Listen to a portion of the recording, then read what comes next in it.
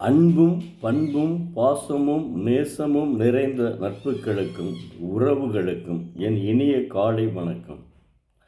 இன்றும் நான் டாக்டர் முன்னாள் ஜனாதிபதியும் இஸ்ரோ விஞ்ஞானியுமான டாக்டர் ஆ.ப.ஜே. அப்துல் கலாம் அவர்களின் வாழ்க்கை வரலாற்றை தெரிந்து கொள்வோம். கடந்த 5 வாரங்களில் அடுக்கடுக்கான கடுமையான சோதனைகள் மிரட்டினாலும் அதையெல்லாம் சமாளித்து முன்னேறினார்கள்.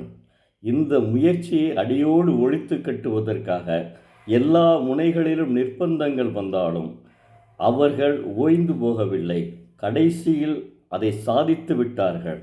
வெறும் 600 நொடிகளில் நிகழ்ந்த அந்த கம்பீரமான விண்பயணம் அவர்களின் சோர்வு முழுவதையும் சடாரென்று துடைத்தெறிந்தது. அவர்களுடைய தேசம் நிறைந்த உழைப்பில் விளைந்த இந்த பலாபலம் எவ்வளவு அற்புதமானது என்பதை அவருடைய நாட்காட்டியில் குறிப்பு எழுதியுள்ளார். தீச்சகனங்களை தடுத்து நிறுத்த மேல் நோக்கி செலுத்தும் அம்சமாகவோ உனது பேராற்றை வெளிப்படுத்த செலுத்தப்படுத்ததாகவோ அக்கினியை பார்க்காதே. அது நெருப்பு, இந்தியனின் இதய நெருப்பு. அது ஒரு வெறும் ஏவுகணை அன்று, இந்த நாட்டினுடைய எரியும் பெருமை. அதனால்தான் அதற்கு அத்தனை ஒளி.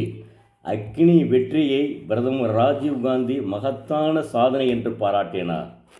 சுயசார்பு வழிமுறைகள் மூலம் நமது சுதந்திரத்தை காத்துக்கொண்டு பாதுகாப்பு சக்தியை பலப்படுத்திக் கொள்ளும் தொடர் நடவடிக்கைகள் இது ஒரு மகத்தான சாதனை.